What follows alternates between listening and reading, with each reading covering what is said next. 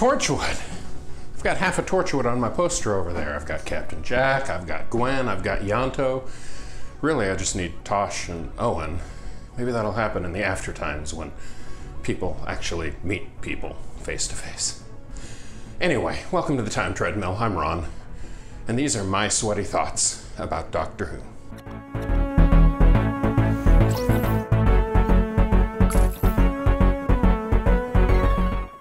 My dog Lucy in the booth with me today.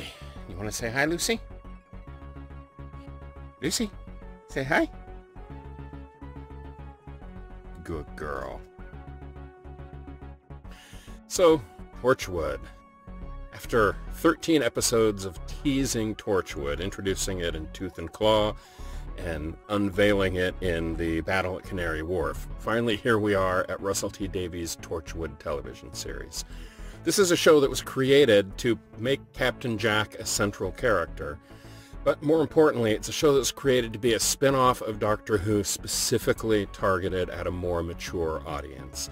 It aired on BBC Three after the watershed hour, at a point where profanity and violence and nudity were all acceptable.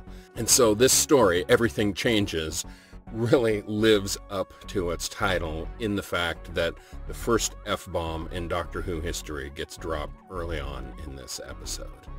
Now, on the whole, this is a solid season opener. I'm going to have some issues with episodes coming up in the next few days regarding their content as being purely prurient for the sake of being adult and without servicing any real story. But I'll get to that in coming days. For this one, for a story opener, this is a cracking good story, very well written, with lots of surprising twists and turns. The focal character of the story is Gwen Cooper, as played by Eve Miles, and you'll remember her being in an early Ninth Doctor story set in Victorian England with Charles Dickens. And Gwen Cooper is theoretically a descendant of that character. As is pretty standard with a setup story like this, Gwen Cooper is sort of the audience proxy for being able to introduce the setting and the characters in a way that answers most of the audience questions without a ton of exposition. We discover things as Gwen discovers things. And what we find is Torchwood 3 based in Cardiff. Of course, Torchwood 1 was destroyed during the Battle of Canary Wharf in the story I just finished yesterday. Torchwood 2 apparently is up in Glasgow and run by some mysterious man. Torchwood 4 is missing and, to my recollection, has never been found. There's a lot we don't know about Torchwood 3 at this point, but for me, the interesting thing to note in retrospect is that Captain Jack Harkness has been here at Torchwood for the better part of a century at the time this story opens. He is a little bit of a different character than he was in The Doctor Dances, The Empty Child. He is not quite the lovable rogue that he was there. He's a much darker, much more somber character. And that, I think we should bear in mind, is because he has, at this point, spent a century dying and dying and dying and dying and not knowing why, and waiting for the Doctor to reappear. His adventures with the Ninth Doctor and with Rose Tyler, for him, that was a couple of days over a century ago.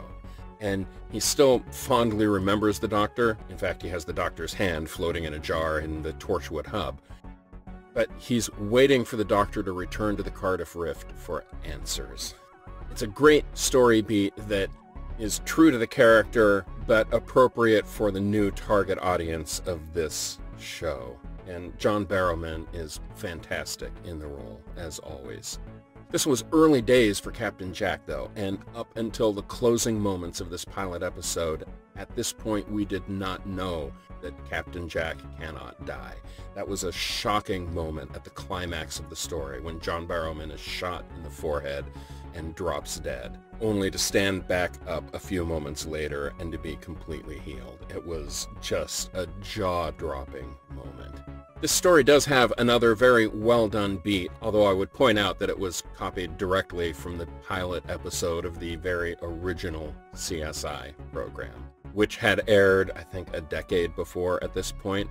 But I vividly remember watching the CSI pilot when it aired, and it had, much like Gwen Cooper, a focal character, a new person to the CSI unit who was the audience's proxy to learn all of the characters, everything that was going on, and she was being set up as the major central ongoing character. And then in the closing moments of the episode, she's murdered. In the following episode is the CSI team trying to solve her murder. Well, Torchwood does the same beat. There's a character in this, Susie, who throughout all of the pre-airing marketing, she was featured in all the materials as an ongoing character. She was in all of the posters, all of the ad spots. She was in the opening credits. It's the only episode she's in the opening credits of. She was established to be an ongoing member of Torchwood, and then she kills herself at the end of the pilot episode. It's a shocking beat, but perhaps not quite as original as Russell T Davies would like to think it was. And also, that surprising ending was somewhat spoiled at the time it aired because the BBC decided to air both the first and second episodes back to back on the same night, which means that although she was listed as a character in the first episode, she was not listed in the credits of the second episode, which meant that anyone who read Radio Times in the week leading up to the episode knew that she was going to be gone by the end of the first episode. And that's a shame. I understand wanting to air 2 episodes back to back, but boy, that really kind of spoiled the big shocking ending.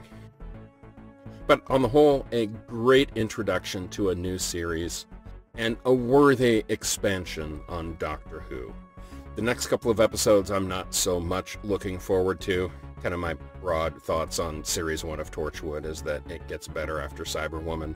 But still, and again, I'm looking forward to this little diversion for the next couple of weeks before I take a hard shift onto the Sarah Jane adventures.